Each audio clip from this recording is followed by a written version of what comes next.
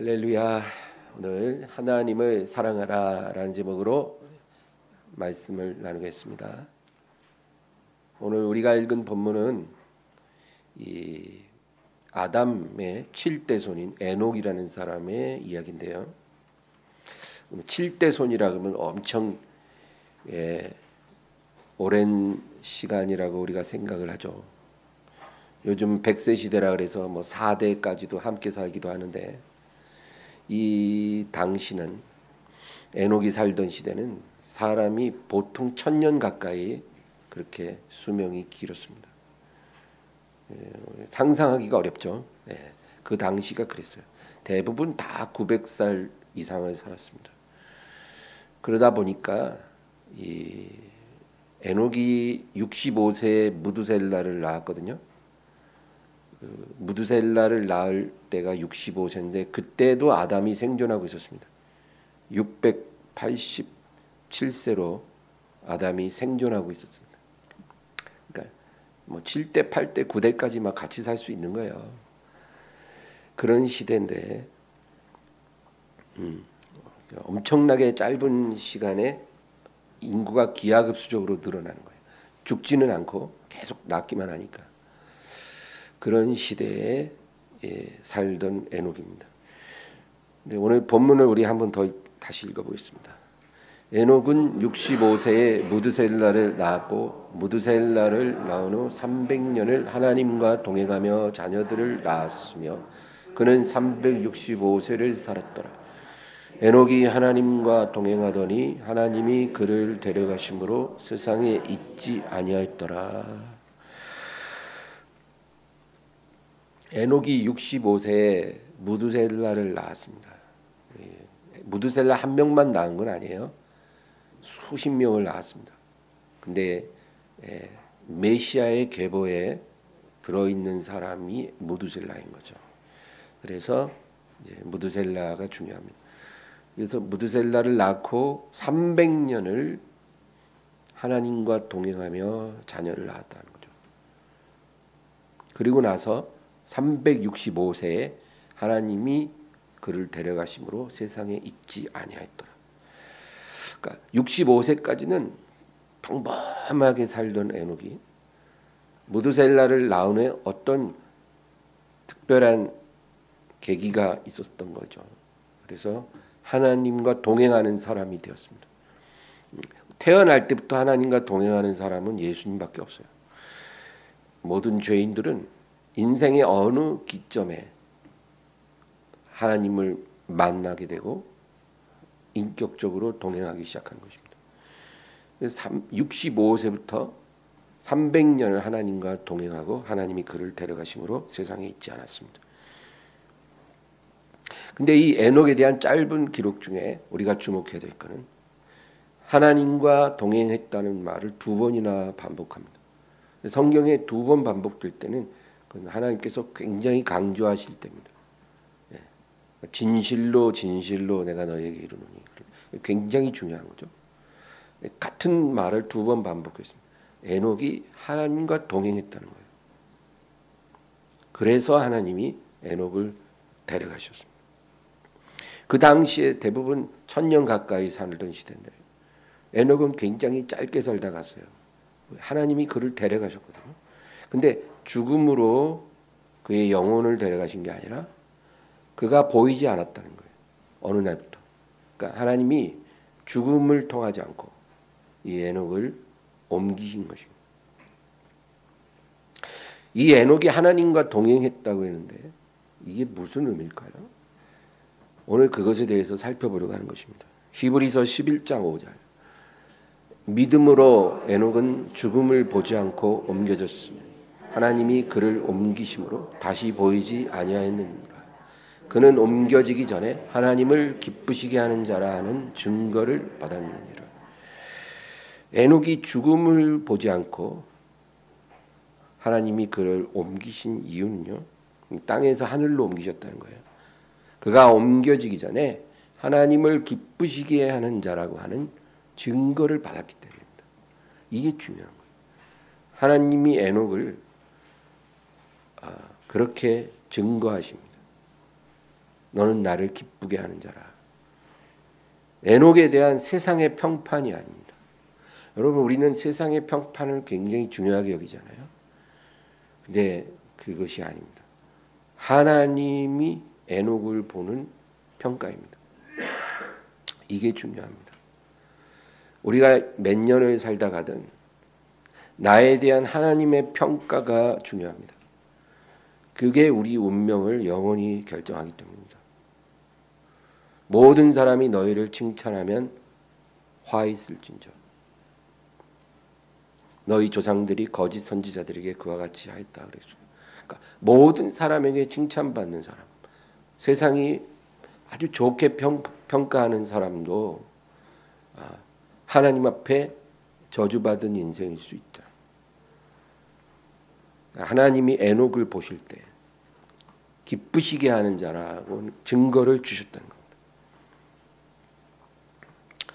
결론적으로 에녹이 하나님을 위해 어떤 특별한 일을 한 것도 아니고 무엇을 드린 것도 아니에요. 그냥 300년간 하나님과 동행했을 뿐이에요. 그런데 하나님이 에녹을 그렇게 인정해 주신 것입니다. 그리고 어느 날 죽음을 보지 않고 에녹을 데려가셨습니다. 우리는 이제 에녹 말고 이 에녹의 4대 손인 노아의 기록을 한번 또 보려고 합니다. 창세기 6장 5절에서 7절입니다. 여호와께서 사람의 죄악이 세상에 가득함과 그의 마음으로 생각하는 모든 계획이 항상 악할 뿐임을 보시고 땅 위에 사람 지으셨음을 한탄하사 마음에 근심하시고 이르시되 내가 창조한 사람을 내가 지면에서 쓸어버리되 사람으로부터 가축과 기는 것과 공중의 새까지 그리하리니 이는 내가 그것들을 지었음을 한탄함이라 하시니라. 이 노아의 시대에 세상에 죄악이 가득했습니다. 여러분, 우리는 오늘날이야말로 정말 가장 험한 시대라고 생각할 수 있는데요. 예전에도 이랬습니다. 세상은 늘 죄악으로 가득했어요. 노아의 시대는 특히 심한 것 같아요. 하나님이 뭐라 그러시냐면 사람의 마음에 생각하는 모든 계획이 항상 악할 뿐임을 보시고, 야, 여러분, 어떤 사람이 뭐 그런 말 하잖아요. 뭐 입만 열면 거짓말이라고. 근데 진짜 막 마음의 생각의 모든 계획이 항상 악할 수 있습니까? 그런 사람이 있겠죠. 어쩌면 우리일 수도 있고요. 근데 그 시대가 그랬다는 거예요. 모든 사람의 마음의 생각의 계획이 항상 악한 거예요. 그러니까 그런 사람들만 모여 사는 시대가 얼마나 악합니까? 그래서 하나님이 홍수로 내가 다 쓸어버리리라. 하나님이 한탄하시고 근심하사 모든 사람과 생물을 쓸어버리리라. 그런데 8절 9절도 있겠습니다. 그러나 노아는 여호와께 은혜를 입었더라. 이것이 노아의 족본이라. 노아는 의인이요 당대의 완전한 자라. 그는 하나님과 동행하였으며. 노아는 하나님께 은혜를 입었다는 거예요. 그래서 하나님이 노아를 살리기로 결정하셨습니다. 근데 이 노아에 대한 하나님의 평가는 뭐냐면 의인이고 당대의 완전한 자라. 그러니까 이 노아라는 사람을 하나님이 인정해 주시는 거예요. 그 악한 시대에 사는데도 그는 의인이고 완전한 자라. 예. 그러니까 어떤 시대에든지 이렇게 빛나는 영혼은 있는 것 같아요. 그러고 나서 뭐라 그럽니까? 그는 하나님과 동행하였으며. 그렇게 말합니다. 그러니까 노아가 하나님의 인정을 받은 이유는 그가 하나님과 동행했다는 거예요. 그래서 하나님이 노아를 의인이요 완전한 자라 그렇게 인정해 주십니다. 그러니까 아까 에녹하고 상당히 비슷해요. 에녹도 하나님과 동행했잖아요. 동행하니까 하나님을 기쁘시게 하는 자라고 하나님이 인정해 주셨거든요. 근데 노아도 하나님과 동행했는데 하나님이 그가 의인이고 완전한 자라는 거예요. 이렇게 해서 에녹은 죽음을 보지 않고 옮겨졌고요. 노아는 임박한 세상 종말에 구원을 받았어요. 그러니까 여러분, 세상이 악하다고 너무 낙심하지 마세요. 내가 구원받는 거하고는 아무 상관이 없어요. 내가 중요합니다. 내가 어떤 사람인가. 내 주변에 악인들로 가득해도 그것이 내 영혼의 운명을 결정하진 않아요. 내가 중요합니다. 그래서 오늘 이 하나님과 동행했다는 의미를 우리가 더 살펴보기를 원합니다. 오늘 4명을 살펴볼 거예요. 이제 아브라함입니다. 아브라함은 에녹의 15대 손, 노아의 11대 손입니다. 창세기 17장 1절입니다. 아브라함이 99세 때에 여호와께서 아브라함에게 나타나서 그에게 이르시되 나는 전능한 하나님이라 너는 내 앞에서 행하여 완전하라. 아브라함이 하나님을 인격적으로 만난 것은 75세 때입니다. 75세가 되어서야 하나님을 인격적으로 만난 거예요. 그러니까 여러분, 예수님을 늦게 믿었다고 뭐 너무 부끄러워하지 마세요. 75세에 아브라함이 하나님을 인격적으로 만났습니다. 그리고 나서 아브라함은 여기저기 옮겨 다니며 살았어요. 왜? 유목민이거든요.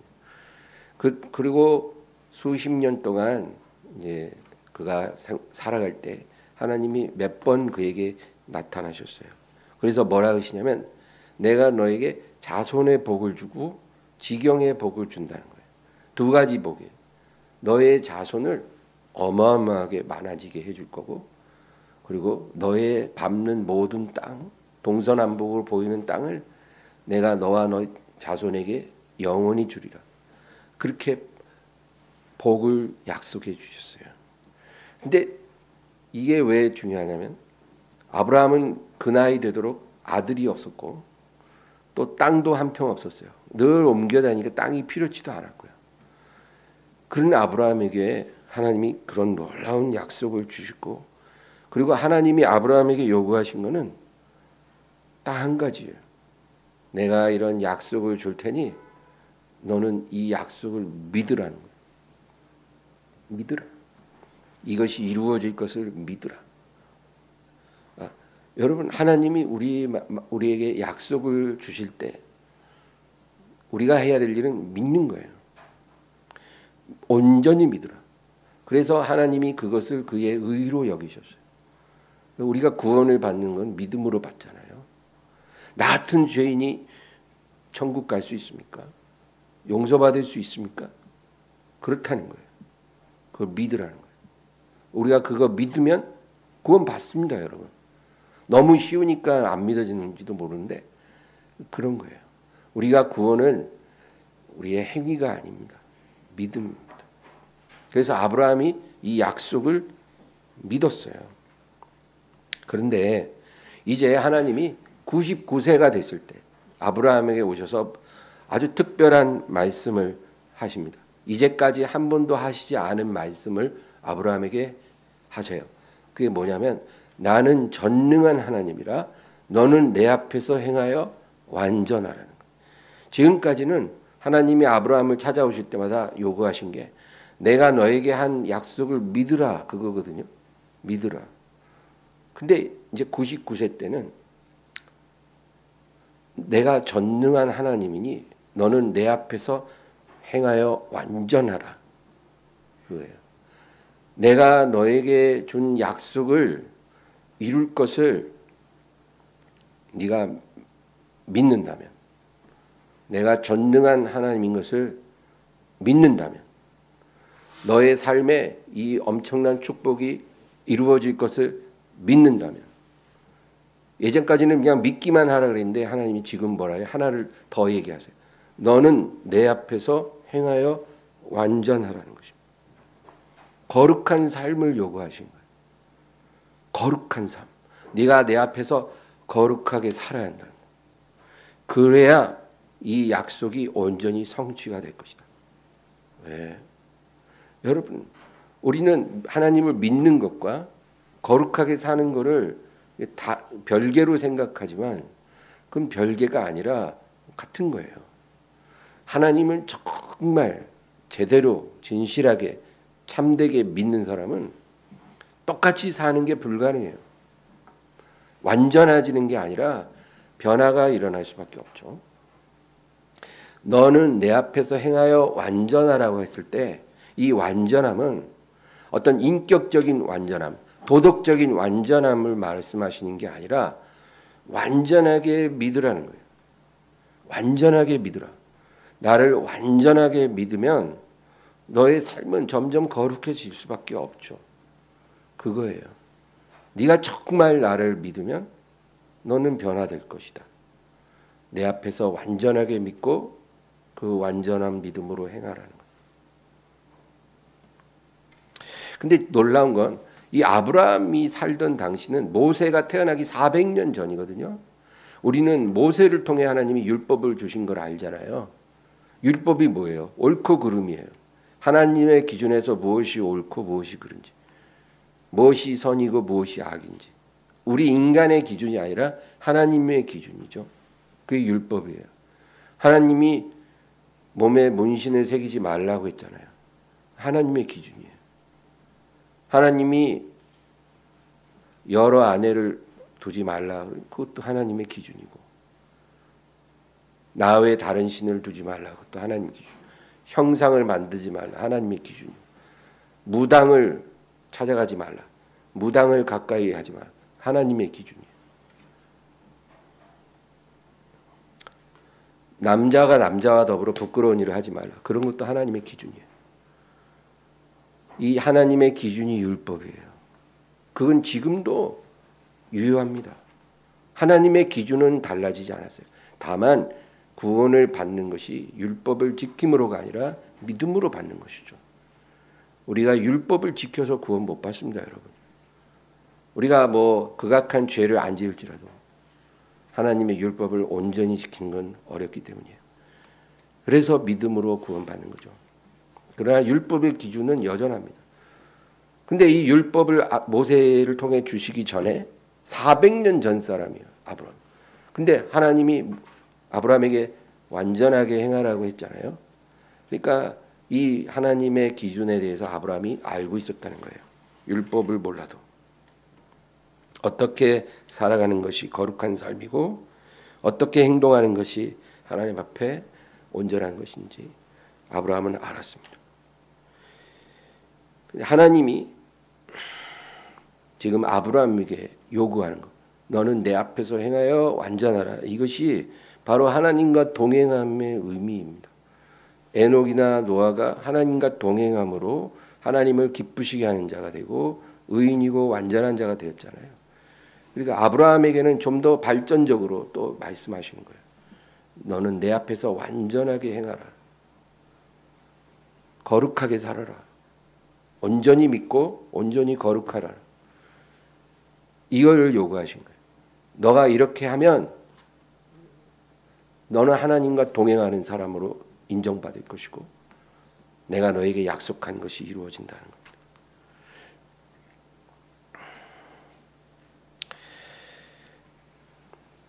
그리고 나서 그 다음 해 100세가 됐을 때 기적이 일어나죠.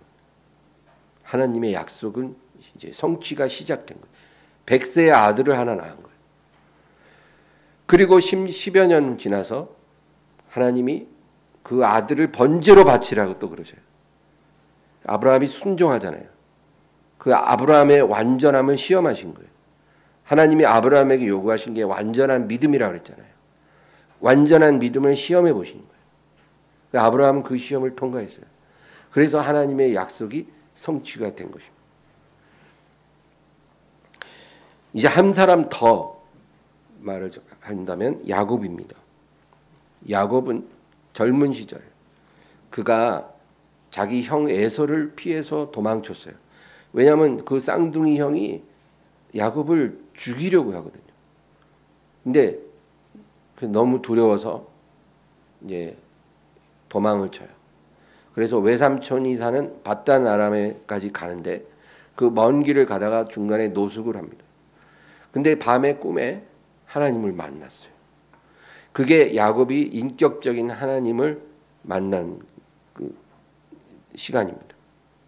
그 전만 해도 하나님에 대해서 알았죠. 하나님을 아는 게 아니라 하나님에 대하여 안 거예요. 그의 하나님은 그냥 자기 할아버지 아브라함의 하나님, 그 아버지 이삭의 하나님이지 나의 하나님은 아니었어요. 그냥 할아버지로부터 아버지로부터 하나님에 대하여 들은 것이지 내가 만난 나의 하나님은 아니었거든요. 근데 그가 이제 노숙을 하다가 꿈에서 하나님을 만난 거예요. 근데 야곱이 그곳 이름을 베델이라고 부릅니다. 베델은 하나님의 집이라는 뜻이에요. 여기 하나님이 계신다 이런 뜻이죠. 그리고 뭐라 그러냐면 내가 이제 가는 길에 하나님이 나를 지켜주시고 내가 형통하게 되면 하나님은 나의 하나님이 되실 거라는 거예요. 그러니까 이 순간부터 뭐 하나님 나의 하나님이십니다. 이게 아니고 내가 원하는 거를 하나님이 주신다면 내가 영원히 하나님을 내 하나님으로 섬기겠습니다. 그거예요. 그리고 하나님이 내게 주신 수입의 10분의 1도 드리겠습니다. 복을 주신다면. 이런 믿음이에요. 그러니까 믿음은 믿음인데 완전히 자기 중심적인 믿음이에요. 내가 구하고 원하는 것을 주신다면 나도 하나님을 섬기겠습니다. 이런 거예요. 예, 우리가 이런 믿음으로 하나님을 섬길 수 있어요. 아마 오늘날에도 대부분의 사람들이 사실 이런 믿음이에요. 본인은 아니라고 생각하겠지만 하나님이 보실 땐 그런 믿음이 거의 대부분이에요. 우리가 원하는 것을 하나님이 주시는 그 한도에서 우리는 하나님께 충성하는 거예요. 만약에 내가 구해도 안 주시고 나를 실망시키시면 우리는 어떻게 될지 모르는 거예요. 야곱도 그런 믿음을 가졌었어요. 그런데 20년이 지났어요. 20년 동안 요즘 말로 그냥 개고생을 했어요. 자기보다 7배나 더 교활한 외삼촌 때문에 고생을 너무 많이 했어요. 그리고 구사일생으로 자기 몫을 챙겨서 탈출했어요. 그리고 이제 고향으로 돌아가는데 자기 형 에서가 400명의 군인들을 데리고 자기를 잡으러 오고 있다는 거예요. 20년 전에는 형에게 죽을까 봐 도망쳤었잖아요. 그 도망치는 길에 하나님 처음 베델에서 만났는데 20년 지나 이제 다시 돌아가는데 형이 또 죽이려고 오는 거예요. 20년 전과 똑같은 상황이에요. 너무 두려운 거예요. 근데 지금은 잃을 게 더 많아요. 그때는 자기 목숨 하나지만 지금은 아내가 둘, 또 첩이 둘, 자식들이 막 10수명이에요. 재산도 꽤 됐어요. 잃을 게 많은 상황인데 이제 큰일 났어요. 그래서 그가 우리가 알죠. 야복강 나루터에서 정말 기도합니다. 나를 살려달라고. 그런데 어둠 가운데 한 신비한 인물이 나타났어요. 그래서 그를 붙잡고 도와달라고 씨름을 합니다. 그리고 야곱이 뭐라 그래요? 내게 복 주시지 않으면 내가 당신을 놓아드리지 않겠습니다. 그러니까 야곱은요 20년 전이나 지금이나 달라진 게 별로 없어요. 이게 야곱의 기질이라는 게요 정말 좀 특별해요. 지독하게 자기중심적이고 그리고 욕심이 많아요. 근데 이 기질은 이게 바뀌어지지가 않아요. 고생을 아무리 해고 시간이 지나도 달라지는 게 아니에요. 창세기 32장 26절에서 29절 읽겠습니다. 그가 이르되 날이 세려하니 나로 가게 하라. 야곱이 이르되 당신이 내게 축복하지 아니하면 가게 하지 아니하겠나이다. 그 사람이 그에게 이르되 내 이름이 무엇이냐? 그가 이르되 야곱이니이다. 그가 이르되 내 이름을 다시는 야곱이라 부를 것이 아니요 이스라엘이라 부를 것이니 이는 내가 하나님과 및 사람들과 겨루어 이겼음이니라. 야곱이 청하여 이르되 당신의 이름을 알려주소서. 그 사람이 이르되 어찌하여 내 이름을 묻느냐 하고 거기서 야곱에게 축복한지라. 하나님이 야곱의 기질을 잘 아시죠. 이 기질이라는 건 타고나는 거예요. 날 때부터 정해집니다, 여러분. 같은 배에서 난 자식도 완전히 다르잖아요. 그 어릴 때 그 기질이 평생 가는 거예요. 그건 안 바뀌거든요. 이 야곱의 기질을 하나님이 잘 아시고 그에게 맞는 방법으로 야곱을 축복하셨어요. 야곱에게 어울리는 인생을 하나님이 설계하셨습니다. 야곱을 변화시키는 게 하나님의 목적이잖아요. 그래서 야곱에게 맞는 인생을 살아가도록 하시고 그에게 맞는 방식으로 그를 만나주시고 축복해 주셨어요. 그의 할아버지와 아버지와는 다른 인생을 살았어요. 그냥 하나님의 약속을 믿고 순종해서 이렇게 편안하게 살아가는 인생이 아니고 야곱은 하나님이 약속을 해도 자기가 먼저 가서 하나님의 멱살 잡고 복을 받아내야 되는 사람. 그냥 가만히 앉아서 믿고 신뢰하고 순종하고 인내하고 이런 스타일이 아니에요. 그냥 하나님의 막 허리춤을 잡고 놔주질 않아요. 하나님이 복을 안 주면 내가 보낼 수 없습니다. 그렇게 매달렸어요. 근데 정말 하나님이 야곱의 방식에 기질에 맞게 하나님이 그에게 복을 내려 주셨어요. 그래서 새 이름을 주십니다. 새 이름을 주시고 그리고 환도뼈를 쳐서 다리를 절게 하십니다. 그런데 이날 야곱에게 일어난 변화가 하나 있어요. 30절 읽겠습니다. 30절. 그러므로 야곱이 그곳 이름을 브니엘이라 하였으니 그가 이르기를 내가 하나님과 대면하여 보았으나 내 생명이 보존되었다 함이더라. 20년 전에 하나님 처음 만났을 때 그곳 이름을 베델이라 그랬거든요.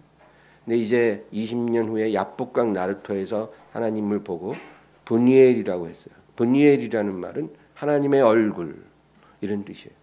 하나님의 얼굴. 하나님의 얼굴을 보았다는 거예요. 여기서. 근데 죽지 않았고 그리고 하나님이 나에게 새 이름을 주시고 복을 내리셨다는 거예요.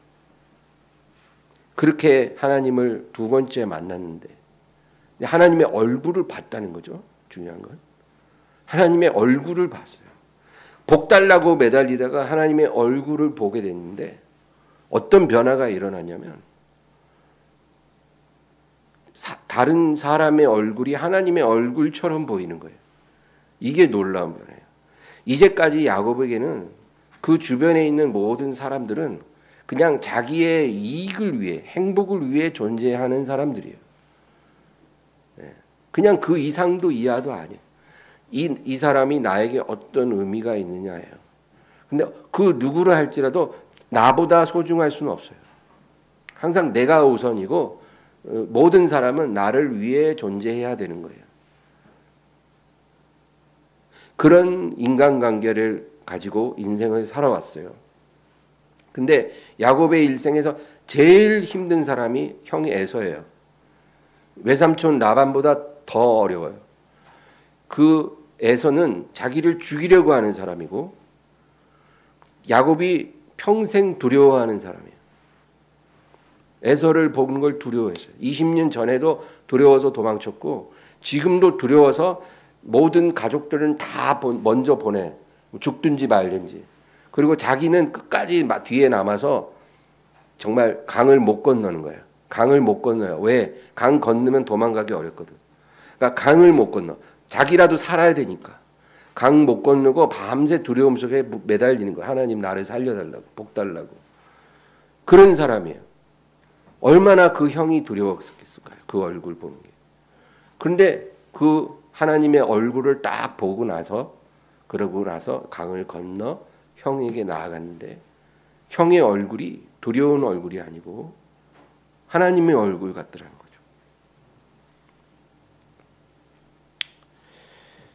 창세기 33장 9절 10절입니다.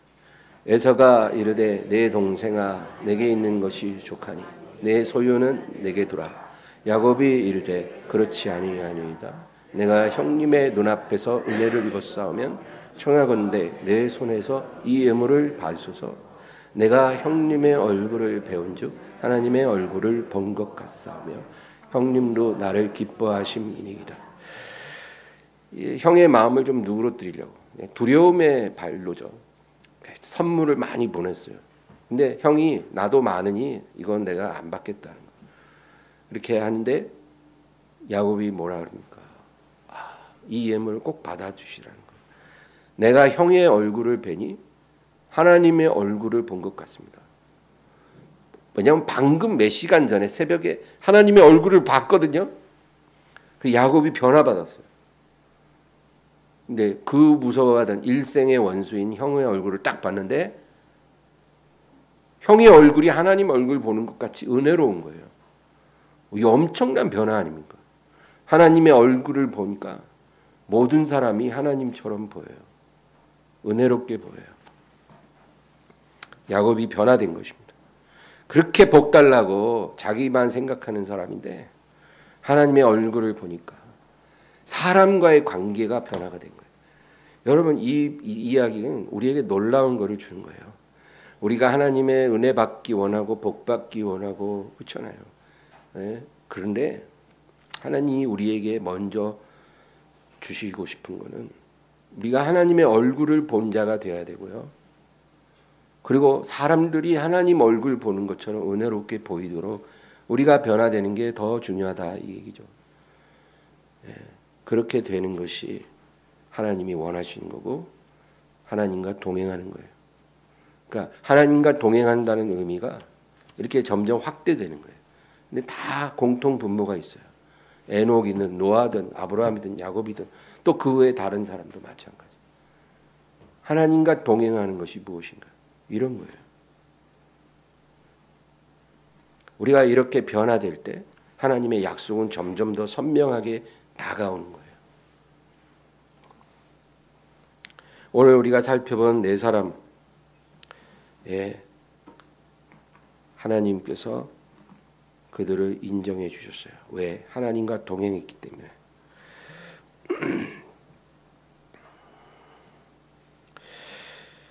이 모든 사람들의 일생을 관통하는 키워드는 하나님을 사랑하라입니다. 하나님을 사랑하라. 여기서 모든 것이 시작되는 거예요. 하나님이 주시는 축복을 사랑하지 말고 하나님을 사랑하라.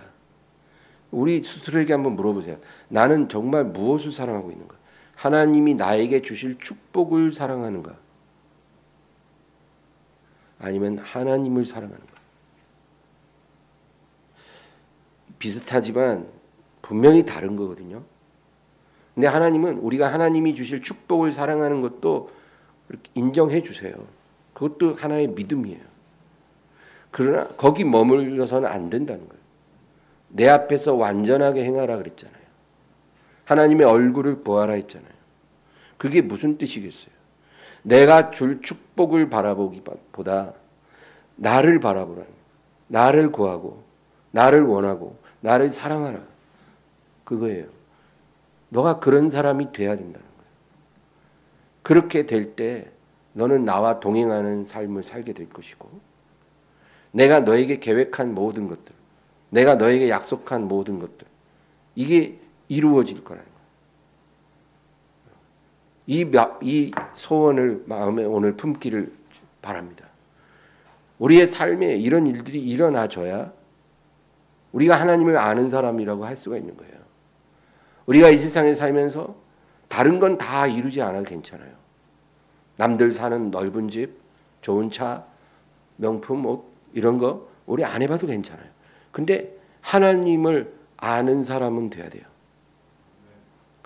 우리가 이 영적인 이 소원은 간절히 갖고 있어야 합니다.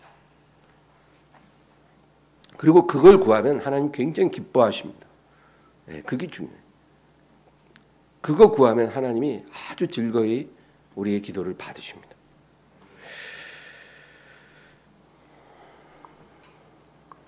하나님을 사랑하는 것이 곧 하나님과 동행하는 삶을 이루는 것이고 완전하게 믿고 행하는 것이고 하나님의 얼굴을 본다는 것입니다. 말라기 1장 2절 여호와께서 이르시되 내가 너희를 사랑하였노라 하나 너희는 이르기를 주께서 어떻게 우리를 사랑하셨나이까 하는도다. 나 여호와가 말하노라 에서는 야곱의 형이 아니냐 그러나 내가 야곱을 사랑하였고. 하나님이 이스라엘 백성에게 이제 책망하신 거예요. 내가 너희를 사랑하였노라. 예전부터 지금까지 너를 사랑하고 있다 이 얘기예요. 근데 이스라엘 뭐라고 대답하는지 아세요? 주께서 언제 우리를 어떻게 사랑하였나이까? 주께서 어떻게 우리를 사랑하였습니까? 이렇게 반문을 합니다. 우리 인생이, 내 인생이 이렇게 문제가 많고 내 인생이 이렇게 고달픈데 하나님이 어떻게 나를 사랑하셨다는 겁니까? 이렇게 반문하는 거예요. 하나님의 사랑을 믿지 못하면 우리가 어떻게 하나님을 사랑합니까? 하나님이 나를 사랑한다는 것을 내가 못 믿어요. 내 환경이 너무 힘드니까. 그러면 그 사랑이 안 믿어지는데 내가 하나님을 사랑하는 게 가능할까요? 불가능하죠. 우리가 하나님을 사랑하는 것은 의무가 아닙니다, 여러분. 우리가 하나님의 사랑을 믿고 알면 하나님을 사랑하게 되어 있어요. 그러니까 우리가 지금 하나님을 사랑하지 못하는 것은 하나님의 사랑을 모르기 때문이에요. 하나님이 그렇게 수없이 내가 너희를 사랑하였노라. 그리고 지금은 구약 시대가 아니잖아요. 십자가에 못 박으신 하나님의 아들 예수 그리스도를 우리가 바라보잖아요. 하나님이 사랑이 우리에게 이렇게 나타난 바 되었다고 했잖아요. 하나님이 우리에게 주신 성령으로 하나님의 사랑이 부어졌다고 했잖아요. 우리는 하나님의 사랑을 충분히 받았거든요. 그런데 하나님의 사랑을 믿지 못하는 사람이 아직도 많아요.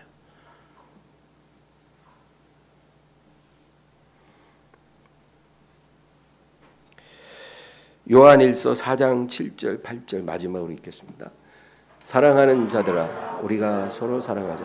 사랑은 하나님께 속한 것이니 사랑하는 자마다 하나님으로부터 나서 하나님을 알고 사랑하지 아니하는 자는 하나님을 알지 못하나니 이는 하나님은 사랑이심이라.